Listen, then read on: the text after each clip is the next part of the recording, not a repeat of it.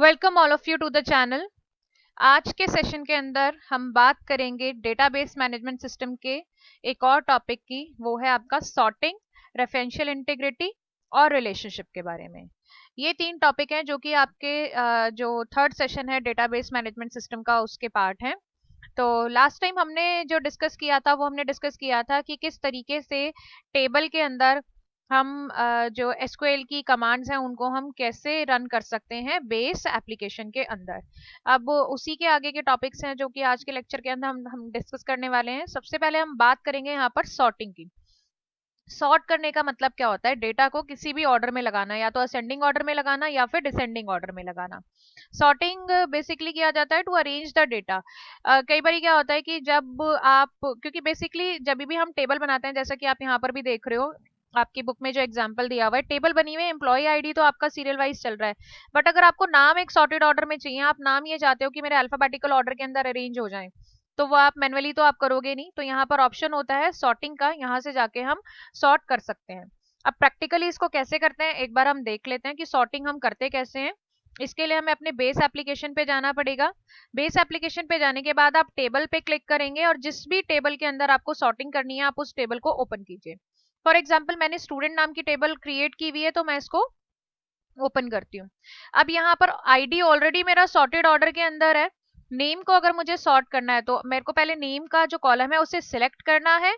और यहाँ पर आप देखिए, यहाँ पर तीन ऑप्शन आ रहे हैं। यहाँ करते हो तो सॉर्ट असेंडिंग में हो जाएगा, ये असेंडिंग ऑर्डर में, मतलब अल्फाबेटिकल ऑर्डर में ए से स्टार्ट करेगा और जेड तक के नेम्स ये आपको शो करेगा। और अगर आप यहाँ क्लिक करते हो तो ये डिसेंडिंग ऑर्डर में हो जाएगा, मतलब जेड से स्टार्ट करेगा और ए पे जाएगा। ठीक है, ये दो तरीके से आप इसको सॉर्ट कर सकते हो। एक और तीसरा तरीका होता है, यहाँ से भी आप जाके सॉर्ट कर सकते हो। यहाँ पर आपका आएगा फील्ड नेम की कौन से कॉलम को आपको कैसे सॉर्ट करना है। जैसे आईडी, आईडी अगर आपको चाहिए असेंडिंग में, ठीक है, आप यहाँ से जाके भी सॉर्ट कर सकते हो। जब आप उसको ओके करोगे तो आईडी के अकॉर्डिंग जो है पूरी की पूरी टेबल आपकी सॉर्ट हो जाएगी।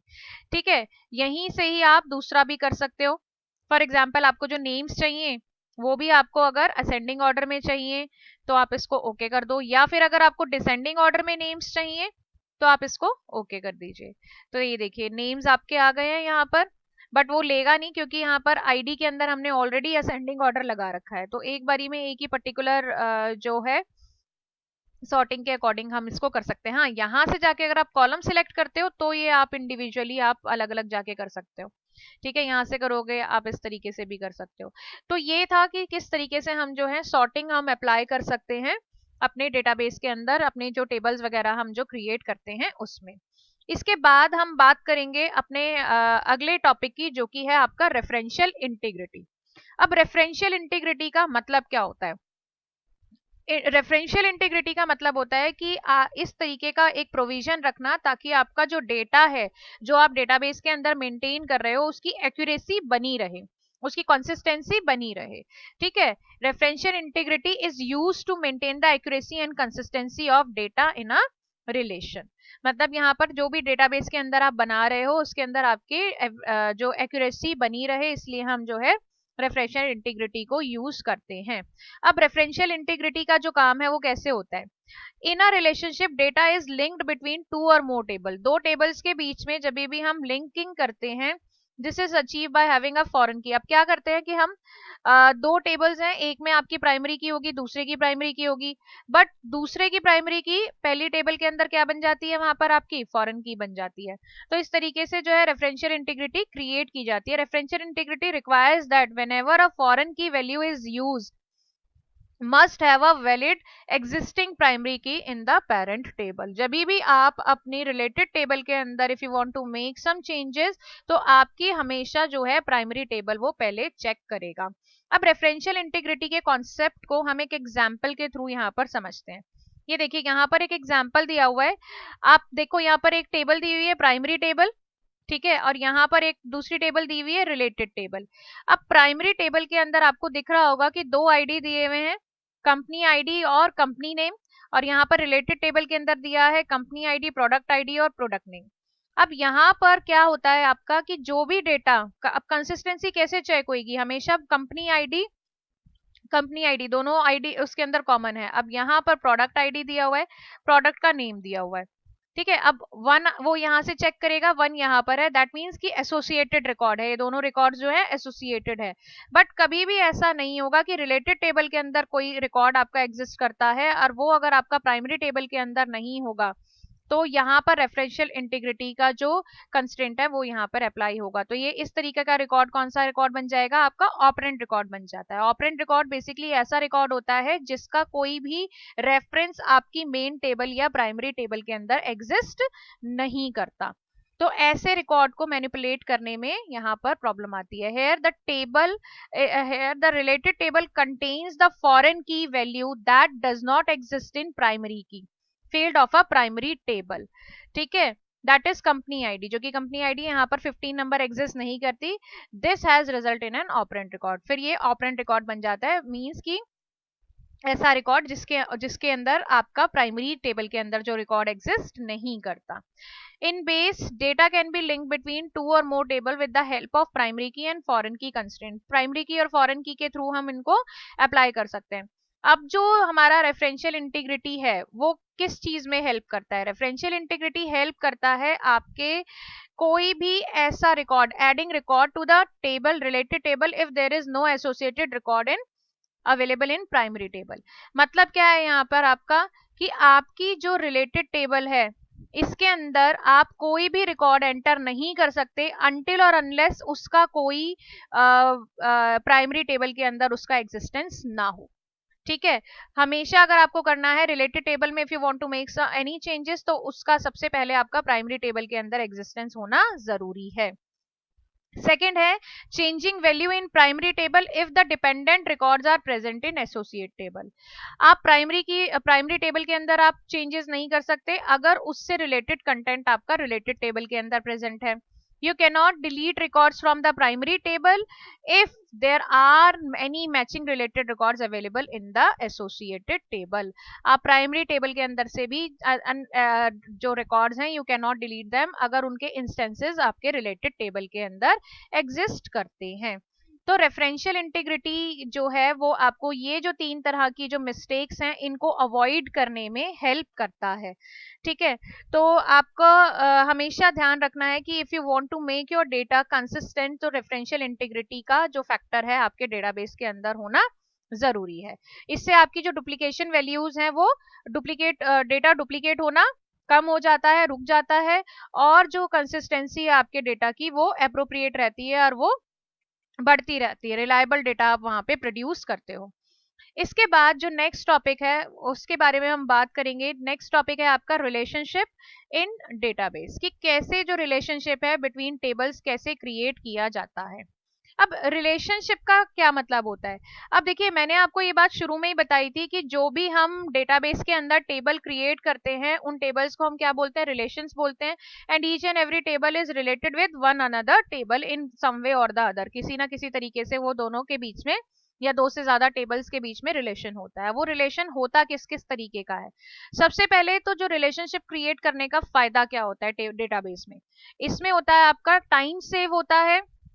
ठीक है, सेम काइंड ऑफ डेटा जो है आपका टेबल्स के अंदर मतलब जो रिपीट होने से बच जाता है। सेकंड है आपका डेटा एंट्री एरर की जो डेटा मतलब रिड्यूस हो जाती हैं आपकी एरर्स। ठीक है, नेक्स्ट है आपका summarize data from related table, और आपको एक समराइज्ड डेटा मिल जाता है जो भी आपकी रिलेटेड या कॉमन टेबल्स वहां से निकल कर आती हैं। You can create relationship between two tables or by selecting relationship option from the tool menu। ये अभी प्रैक्टिकल हम इसका करके देखेंगे। अब सबसे पहले हम थ्योरेटिकली बात करते हैं कि जो रिलेशनशिप है वो कितने तरीके का होता है। बेसिकली यहाँ पर तीन तरीके का रिलेशनशिप होता है डेटाबेस के अंदर। सबसे पहला रिलेशनशिप है आपका one to one relationship. One to one relationship का मतलब क्या होता है? Such a relationship exist when each record of one table is related to only one record of another table। कि आपकी एक जो एंटिटी है उसका जो एक फील्ड है वो किसी दूसरी एंटिटी के एक ही फील्ड के साथ कनेक्टेड होगा। इसका हम एग्जांपल लेकर यहाँ पे चलते हैं। यहाँ पर हमने दो एंटिटीज ली हैं, पर्सन और passport. Each and every person can have only one passport. एक से ज्यादा पासपोर्ट आप नहीं रख सकते हो, इलीगल होता है। तो एक पर्सन के पास सिर्फ एक ही पासपोर्ट हो सकता है। तो यहाँ पर आप देखिए दो एंटिटी है, there are two entity, person, person के फील्ड नेम दिए हैं, ID, name, age, address and passport, passport का आईडी और पासपोर्ट का नंबर दिया है। So each person can have only one passport and each passport belongs to one person. और जो पासपोर्ट है वो भी सिर्फ एक को ही पर्सन को बिलोंग करेगा, ऐसा नहीं है कि एक पासपोर्ट आपका दो लोगों को इश्यू हो जाएगा। तो ये जो रिलेशनशिप क्रिएट होता है ये होता है आपका वन टू वन रिलेशनशिप। उसके बाद सेकेंड टाइप का जो रिलेशनशिप है वो है आपका वन टू मैनी रिलेशनशिप या फिर many to one relationship. One to many और मैनी टू वन का क्या मतलब होता है? अब आप यहाँ पर देखिए कि जो यहाँ पर हम दो एंटिटीज की बात करते हैं, कस्टमर की और अकाउंट की। एक कस्टमर के एक से ज्यादा अकाउंट हो सकते हैं, ठीक है, और number of accounts can belongs to one person. तो ये दोनों एक दूसरे का वाइसा वर्सा है, ठीक है। कस्टमर एक है, उसके अकाउंट बहुत सारे हैं, और बहुत सारे अकाउंट है जो कि एक कस्टमर को बिलोंग करते हैं। तो ये जो रिलेशनशिप है आपका, ये है आपका one to one, one to many और मैनी टू वन रिलेशनशिप इसको हम बोलते हैं। उसके बाद जो नेक्स्ट रिलेशनशिप है वो है आपका many to many relationship. Many to many relationship के केस के अंदर क्या होता है कि बहुत सारी एंटिटीज दूसरी बहुत सारी एंटिटीज के साथ बिलोंग करती हूँ। जैसे यहाँ पर एक एंटिटी है कस्टमर और एक एंटिटी है प्रोडक्ट। एक कस्टमर मतलब बहुत सारे कस्टमर्स मिलके बहुत सारे डिफरेंट डिफरेंट अलग जो प्रोडक्ट्स हैं वो परचेज कर सकते हैं। मतलब m number of customers can buy n number of products, और n number of products can be bought by m number of customers. ये भी एक दूसरे का मतलब मैनी टू मैनी में क्या है कि आपके बहुत सारे कस्टमर्स मिलके बहुत सारे अलग अलग प्रोडक्ट्स को परचेज कर सकते हैं, और बहुत सारे जो प्रोडक्ट्स हैं आपके बहुत सारे अलग अलग कस्टमर्स द्वारा परचेज किए जा सकते हैं। तो this kind of relationship is many to many relationship. अब मैनी टू मैनी रिलेशनशिप की जब हम बात करते हैं तो डेटाबेस के अंदर इसके अंदर हमें एक कॉन्सेप्ट को समझना पड़ता है, लिंकिंग टेबल का कंसेप्ट। अब वो लिंकिंग टेबल का कंसेप्ट क्या होता है, देखो इसी एग्जाम्पल की हम बात करते हैं। यहाँ पर यहाँ हमने एग्जाम्पल लिया है, तीन टेबल्स हमने यहाँ पर ली हैं, कस्टमर की, ऑर्डर की और प्रोडक्ट की, ठीक है। कस्टमर के अंदर ये वाले सारे के सारे जो फील्ड हैं वो हैं, प्रोडक्ट के अंदर ये वाले सारे फील्ड है। अभी मैंने आपको बताया था कि जो कस्टमर्स हैं वो एक से ज्यादा प्रोडक्ट खरीद सकते हैं, और जो प्रोडक्ट्स बहुत सारे प्रोडक्ट्स हैं वो बहुत सारे अलग अलग कस्टमर्स खरीद सकते हैं। इसे हम एक तरीके से ये भी इस तरीके से भी समझ सकते हैं कि यहाँ पर दो वन टू मैनी रिलेशनशिप है। दो वन टू मैनी रिलेशनशिप मतलब एक कस्टमर ने बहुत सारे ऑर्डर प्लेस किए, ठीक है, एक ही ऑर्डर के अंदर बहुत सारे प्रोडक्ट आ गए। तो यहाँ पर क्या चल रहा है, यहाँ पर मैनी टू वन, दो रिलेशनशिप चल रहे हैं वन टू मैनी वाले। अब इन दो रिलेशनशिप को वन टू मैनी वालों को जब हमें सिंगल में कन्वर्ट करना पड़ता है, then we need to use a linking table. Linking table एक ऐसी टेबल होती है जिसके अंदर दूसरी दोनों एसोसिएटेड टेबल्स की प्राइमरी की एग्जिस्ट करती हैं। अब आप यहाँ पर देखो कस्टमर आईडी को यहाँ पर ऑर्डर आईडी के अंदर भी कस्टमर आईडी एग्जिस्ट करता है, और ऑर्डर आईडी के अंदर आपका प्रोडक्ट आईडी भी एग्जिस्ट करता है। यहाँ पर कस्टमर आईडी और यहाँ पर प्रोडक्ट आईडी को प्रोडक्ट आईडी से लिंक किया गया है। तो इस तरीके से आप देख सकते हो कि दोनों ही टेबल के बहुत सारी अलग अलग जो फील्ड्स हैं उनको एक लिंकिंग टेबल क्रिएट करके, ऑर्डर वाली टेबल क्रिएट करके यहाँ पर रिलेशनशिप क्रिएट किया गया है। यही वाले सारे एग्जाम्पल्स आपकी बुक में दिए हुए हैं कि किस तरीके से जो रिलेशनशिप है वो कैसे क्रिएट किया जाता है। अब देखिए यहाँ पर रिलेशनशिप क्रिएट करने के लिए आपको क्या करना पड़ता है, आप टेबल पे जाओगे, टेबल पे क्लिक करने के बाद टूल्स पे जाओगे, रिलेशनशिप पे जाओगे। जैसे ही आप टेबल पे क्लिक करते हो, टूल्स पे जाते हो और रिलेशनशिप पे आते हो, तो एक इस तरीके का आपका डायलॉग बॉक्स ओपन हो जाता है जहां से आप टेबल्स को ऐड कर सकते हो कि कौन कौन सी टेबल्स के बीच में आपने रिलेशनशिप क्रिएट करना है। जब आप टेबल्स को ऐड कर लेते हो तो आपका इस तरीके का यहाँ पर आपका ये ओपन हो जाता है। उसके बाद जिन दो फील्ड्स के बीच में आपने रिलेशनशिप क्रिएट करना है वहां से आपको ड्रैग करके वैल्यू को लेकर जाना पड़ता है। इसका हम एक बार प्रैक्टिकल देख लेते हैं। अब यहाँ पर आइए, यहाँ पर देखिए आपके बुक के अंदर ना एग्जाम्पल्स यहाँ दिए हुए हैं कि किस तरीके से one to one relationship create किया गया है। यहाँ पर देखो बुक के अंदर एम्प्लॉय आईडी का डिपार्टमेंट आईडी के साथ लिंक किया गया, ये वन टू वन रिलेशनशिप है, ठीक है। वन टू मैनी रिलेशनशिप का एग्जाम्पल यहाँ पर दिया हुआ है। वन टू मैनी के अंदर आपका जो एम्प्लॉय आईडी है उसको आपके डिपार्टमेंट आईडी, डिपार्टमेंट नेम और लोकेशन के साथ क्लिक एसोसिएट किया गया है। यहाँ पर मैनी टू मैनी रिलेशनशिप है। मैनी टू मैनी रिलेशनशिप के अंदर आपका जो एम्प्लॉय टेबल है उसको डिपार्टमेंट टेबल के साथ कनेक्ट किया गया है। अब इसी के अंदर रिमूव करना रिलेशनशिप को यहाँ पर बताया हुआ है कि कैसे हम रिमूव करते हैं। आप जो भी रिलेशनशिप है उसके ऊपर राइट क्लिक करते हो तो आपका डिलीट का ऑप्शन आ जाता है, जहां से आप रिलेशनशिप को रिमूव कर सकते हो। आई होप कि आपको थ्योरेटिकल समझ में आया होगा कि रिलेशनशिप होते क्या है और कैसे उन्हें क्रिएट किया जाता है। अब हम इसका एक बारी प्रैक्टिकल करके देखते हैं। बेस एप्लीकेशन के ऊपर हम रिलेशनशिप को कैसे क्रिएट किया जाता है यहाँ पर करके देखते हैं। अब देखिए, मैंने आपको बताया था आपने क्या करना है, टेबल पे जाना है। ठीक है, टेबल पे जाने के बाद आपने टूल्स को सिलेक्ट करना है, रिलेशनशिप पे जाना है। जैसे ही आप टूल्स को सिलेक्ट करके रिलेशनशिप पे जाओगे तो आपको यहाँ पर जितने भी टेबल्स आपने बनाए होंगे वो वाले सारे टेबल्स आपको यहाँ पर शो कर रहा होगा। अब आपने क्या करना है, जिस टेबल पे आपने रिलेशनशिप क्रिएट करना है उसे सिलेक्ट करना है और ऐड कर देना है। दूसरी टेबल सिलेक्ट करनी है और ऐड कर देनी है। उसके बाद आप इसको क्लोज कर दो। ठीक है, इस तरीके से आपकी दोनों टेबल आ गई। अब आपने क्या करना है, 1 to 1 रिलेशनशिप अगर हमें यहाँ पर क्रिएट करना है तो मुझे क्या करना है, इसके आईडी को इसके आईडी के साथ रिलेट कराना है। तो मैंने इसको ले जाके ट्रैक कर दिया। ये देखो, ये लाइन आ गई है यहाँ पर। तो ये होती है आपकी रिलेशनशिप की लाइन, की आपका रिलेशनशिप जो है इन दो टेबल्स के बीच में क्रिएट हो चुका है।